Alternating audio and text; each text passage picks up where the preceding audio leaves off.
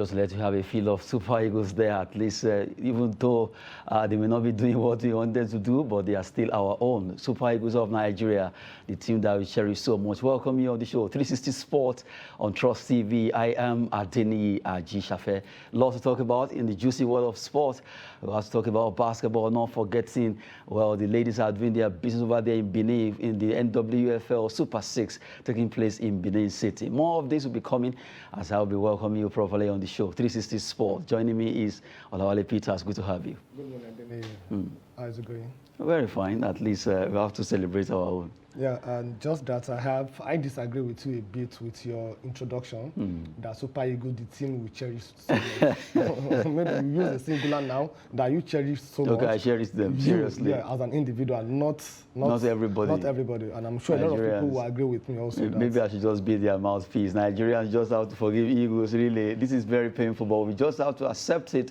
We have to move on with life. If anything as such happens. Still talking about sporting stories now. Let's start from basketball. Recently, federal government rolled out a particular verdict that basketball internationally has been banned because of the fact that the two elephants that have been fighting concerning the old leadership tussle that has to do with Nigerian Basketball Federation, NBBF. Well, news came out yesterday that FG could actually rescind decision if gladiators resolve to work for the game. Well, we wait to see if truly they'll be ready to work for the game, because for the past 5 years, it's been one tussle, in fact, more than 5 years.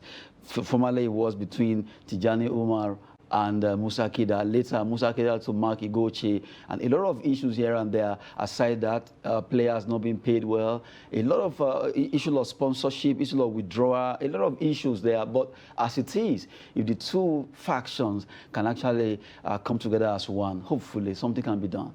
I doubt if two of them can still come together as one. The truth is, two of them should be banned, sincerely. They shouldn't be too powerful than a country. They shouldn't be holding us into ransom. Now, they've even played politics in this their power tussle up to the level that some players, they are demanding the sack of a particular NBBF president. Some are writing that they will stop playing for the country. I've not seen that before, until a particular faction it is not done that way. So that means it's not even about the gladiators anymore. They're already using the players. They're already using the players also. And when you have that, so that means if you are inviting about 30 players, 14 will be Camp A, 16 will be. So where is the teamwork going to come in from? The truth is, they should, both of them should not be able to vie for any elective position in the NBBF again, sincerely. So they shouldn't be too powerful than the nation. They shouldn't be holding us into ransom. And also, it is high time for us to now develop our basketballers from the domestic league. During their issue for the past 6 years, there was a time that we had a court injunction that we should not even play a domestic local league for almost 2-3 years. So you can see how deep the issue has gotten into. So the best thing is for us to just clear it once and for all. How do we need to do it? The people that are responsible for it, they should not allow them to come back again. That's the truth. Because they can forgive, but they will not forget. And that also will still come back to haunt the game. So both of them shouldn't. Are they the only one that can manage the game of basketball in Nigeria? Definitely Capital, no. We have other people that can do it. They should allow fresh blood to come in and manage it. That's the point. And that's how I think it should be. It should be. To add to what you just said, just recently, Federal Ministry of Youth and Sports rolled it out that we'll be organizing secondary school basketball competition that will involve all the 6 geopolitical zones in Nigeria, and that will be good because they need to develop basketball grassroots-wise. And as it says, even if you cannot go internationally, we can at least go inwardly. So right now, all the 6 geopolitical zones will be organizing secondary school basketball initiative, where the Federal Ministry of Sport has said, okay, they want to get at least 2 from each zone to come together and compete against one another. That will be 12 now, 2 from each zone, 2 times 6. Now they'll be playing for us to have a feel of, oh, these young boys and girls are playing at the grassroots level in the each zones will actually come together just for us to develop this sport called basketball. We need to do that, and we have to go back to the grassroots. I think Nigeria is the only country that you have a team of basketballers that almost 90 to 95% of them are foreign-based players. Over 90 to 95% are foreign-based. How many local basketballers do we have in the Tiger that squad? That's the issue. Both for male and female. And female, the Tiger and the Tigress. That's why they are feeling as if they are indispensable. They are feeling as if without them, we cannot. No, let's show them that without you, we can succeed as a country. So let's go to the grassroots. A very good one from the Federal Ministry of Youth and Sport. By doing that, we shouldn't sport on the basketball alone. We should go to other sporting activities, grassroots, catch them young. That is what Nigeria we are known for before. In those days, when it comes to even under 17, under 21, you see Nigeria going far, winning the trophy, making names for ourselves. And we shouldn't stop it like that. There should be a situation whereby they will be graduating from that to the next, to the next phase. A good one, we should keep it going. It is high time we take the game of sport as a business. Just take down from me there. Good one. We've always been advocating that sport is really business. Really, if we focus on this sector, we can turn things around in Nigeria. It will take a long time to actually do this, but we can do it. Well, for the way it is right now, basketball can actually get the light of the day in Nigeria. Let's quickly look at other stories trending. While basketball is having issues there, well, the ladies are doing well when it comes to football. And now the Super Falcons of Nigeria, 32 of them have been given invitation by Coach Waldrum.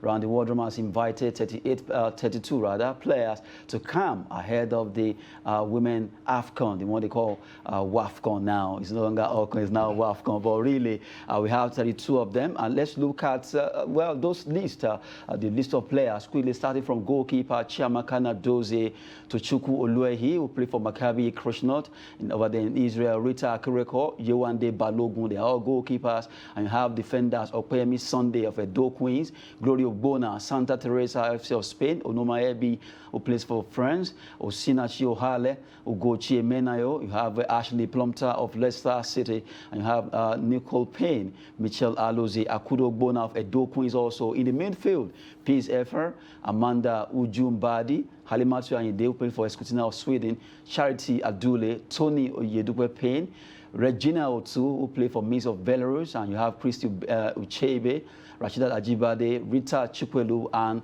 Suleat Abidin, also of Edo Queens. The strikers now, the forwards now. Let's look at the forwards now that actually been picked. We have Anam Emo, Francisca Odega, Desira Oparanozie, Vivian Ikechukwu, who plays for Gintra Lutenia, Chinoyerem Mark Lins, who plays for Lesnar in Poland, Chiwendi Hezio, Ifeoma Nomenu, Uchena Kanu, and Asisat Oshuala. Those are the 32 players now invited to come ahead of the competition. At least let them have a feel of Morocco. They'll be camping in Morocco. The events will be coming up in Morocco. At least they have issue of weather, food, get used to the place before the event actually start proper by July. This is good. Okay, and to start with, this is the team that we are proud of as in Nigeria. Okay. So this is the team that we cherish as in Nigeria. Okay. This is the team that making us proud, the most successful team in the history of this country. This is the team, not the one you mentioned earlier. Okay, not the Super Eagles. Not the Super Eagles. Okay, now, I think this is a very good one from the NFF. Early preparation, that is what they need, sincerely. So they're going to start camping by June 18th, and they're expected to be at the camp by 17th. So that will give them 2 weeks time to prepare the food, the weather, the pitch. That means they want to acclimatize before the game. That shows that they are serious. They want to go in there and defend their title.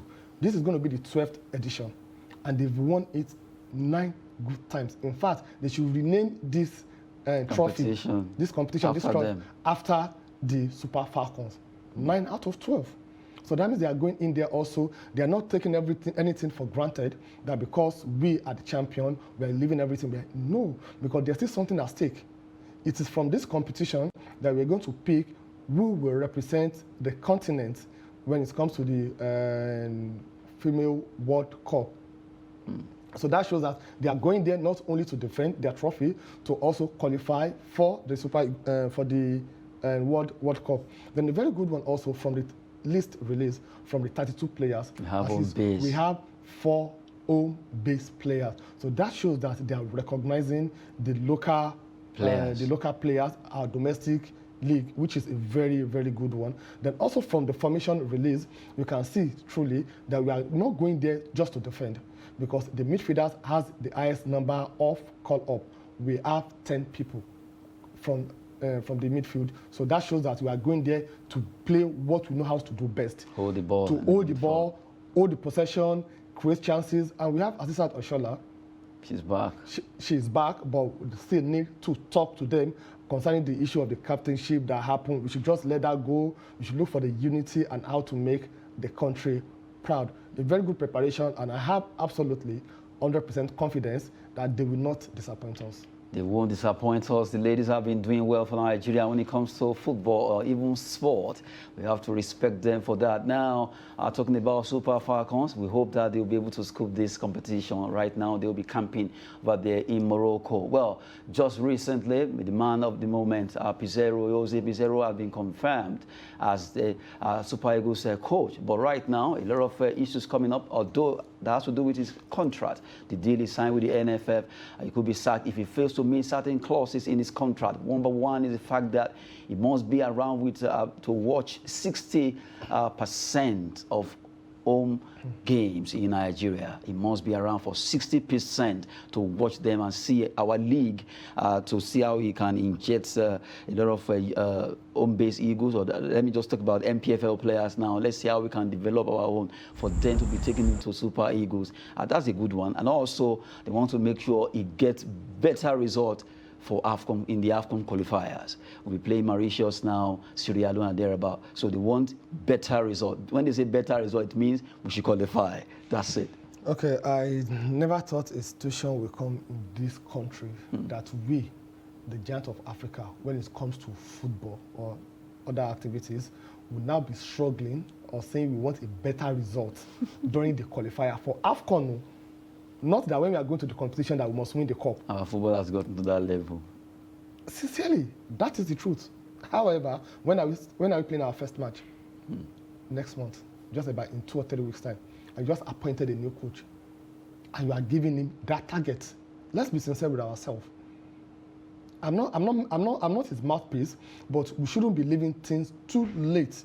That was what we did to Ghana Raw, and we actually saw the results. Exactly. So we shouldn't be doing that. However, I think we have the squad already. We have the players, both home and abroad, that can do what make us proud.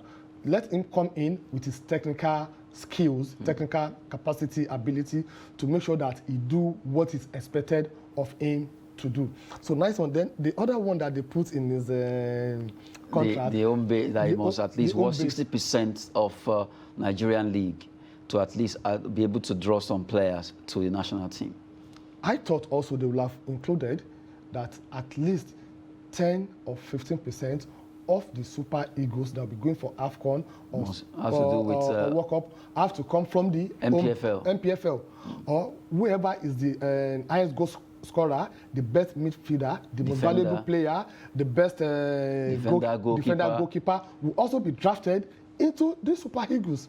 We are getting there. I'm sure we'll get there. Just like what you said. Now, what if he watches all these games and the next thing is like, okay, I couldn't find anyone that is good enough. Exactly. That would be an excuse. Exactly. But if it's actually included in the contract that, okay, even if you watch 40 or if you watch 60, make sure the nucleus of that team has to do with the Nigerian player, the players that are playing here, home-based Eagle as we call them. Sincerely, they really need to look into that, because like rightly said, it can come up that, oh, I've watched 60%, but I didn't find anyone. But if you have the clause that you must at least 15% or 10%, that means it's a must for you to put even if they are the worst, but the fact that you have that clause there, you have to do that. Look at Ghana. We had only 3 local players for almost how many years that represented the country, not even as a substitute though, just as let my people go. So I think we need to go back to the drawing board and develop this game from the grassroots. Let's see what will happen, but sincerely, my hope is not high. What about they actually offer him a year contract because of what happened between NFF and Ghana Raw. That has to do with court case, and they are careful now not to give him long duration or tenure of contract. So he's been offered just a year, and within that particular year, 6 months, there must be a performance from him that has to do with Eagles qualifying for AFCON, and also looking at the home base, forming part of our team, that is Nigerian professional football league players, making it to Eagles. Okay, and sincerely, I faulted that. If you bring the likes of Jose Mourinho, Alex Ferguson, Arsene Wenger to this country to come and manage our football together, and you are giving them 6 months or 1 year to achieve the success we are waiting for, we are deceiving ourselves. Because you can't be expecting a long-term project and you give them a short-time period to achieve that. For him to even understand, this is someone that have never coached any African nation before. That is the truth. For him to even understand the terrain of African and the African football, it will take him 3-4 months. That is the truth. For him to even understand that, to now understand the pattern that suits Nigeria as a country, it will take him time. To now, put that one into his own style and pattern of play, it will take him time also. So giving him 6 months probation, 1 year, I don't think we really plan to do this in the right way. But nevertheless, it has been appointed. There's nothing we can do again than to give him our support. But where we need to call the attention of the authorities to, we have to do, and that is what we are doing right now. The roadmap designed for Peseiro, I don't think it's the right one, by telling him you want him to turn around something something that has been spoiled for like how many years? Come on. Hopefully things can just be turned around. We've been looking at Eagles concerning Peseiro. The man is the new coach of the team, and the deal that has been offered to him. Now let's talk about women football in Nigeria. Talking about NWFL, the Super 6 has been taking place in Benin. The first day of the competition started on Monday, and some matches were played. Well, the first one has to do with teams that actually won. Bayelsa Queens defeated. They were able to win against Rivers Angels. It went there 2-1. And Delta Queens versus Edo Queens ended goalless. But for Nasarawa Amazon, they had a walkover against Nigeria Tels. Nigeria Tels refusing to wear the jersey made by the sponsor of the competition because of the fact that they have another contract with with a company that has to do with it. But that has actually been resolved right now. They will play their game. But from the way it is, a lot of people were not happy with the fact that that incident happened yesterday over there in Benin. They refused to come on the pitch to play their game against Nasarawa Amazon, and that really did not speak well. Though, according to news filtering, that they are saying, okay, they have a contract with another kits company that actually kits them, while this one is it's a sponsorship deal that has to do with NWFL Super 6 for all the 6 teams, where the winner will go with 5 million. Second runner-up, they have 3 million, 2 million. All the 6 teams will get $1 million each for participating in the competition. But Nigeria tells them if they say, okay, they are not going to win because they have a pre-contract with another. It's also a lot of issues here and there, but I think that was settled one way or the other. Yes, and I thought this should have been settled even before the match, not after the match. Very embarrassing. It's very embarrassing nationally. It's just lack of communication, communication bridge or communication gap that led to this embarrassing situation. I'm sure they both learned their lesson. In the future, when we're having a competition like this, the issue of sponsorship will have been settled or included in the clause that, okay, this competition, this is what you are expected to wear. And it doesn't affect your current sponsorship with so. Lesson learned, very bad. Very bad. Let's see how we can get it better in Nigeria. Now, quickly, matches we're playing in Europe. Let's look at Arsenal losing against, Newcastle United did well at St. James Park as they were able to win that match there. A good one for them, 2-0. I don't know why you're actually looking at my face. Seriously, good one for Newcastle. When no one actually gave them the chance, I don't know. A lot of people were looking at Arsenal will win this game, but really they showed their class. Newcastle. Do you have anything against Arsenal? I don't have anything against them. Because it's like we are very happy that Arsenal lost. I'm not.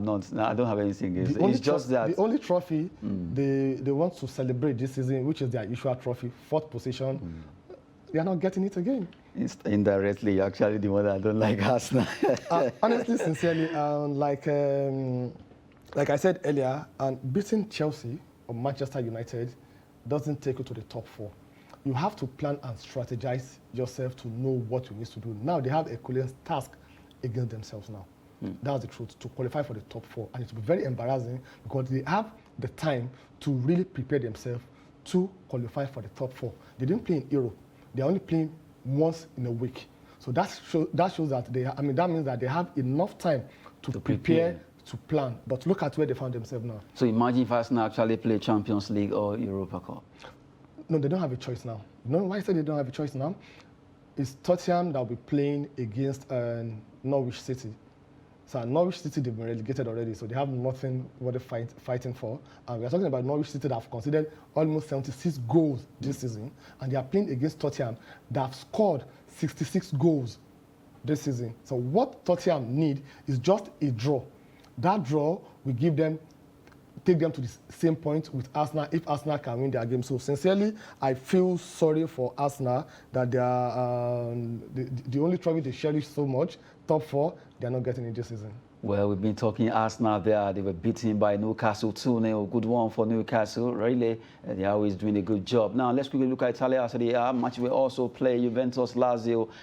Big one there. Well, Juventus, Lazio, and also Fiorentina, Sampdoria. Those games were also played. Talking about the Italian Serie A. Well, for the way it is, we have to go. Our time is up. We just have to let you know that Nigerian sport will develop. It will get better. We keep pushing it. We keep developing by talking about it, and also the administrator players out there, they do their own part of it, and let's make sure we have all hands on deck to develop Nigerian sport, as we always advocate. Sport is always business and fitness. Thank you very much for at least coming on the show. It's my pleasure being here. Good one there. I am Adeni Ajishafe. Thanks for watching.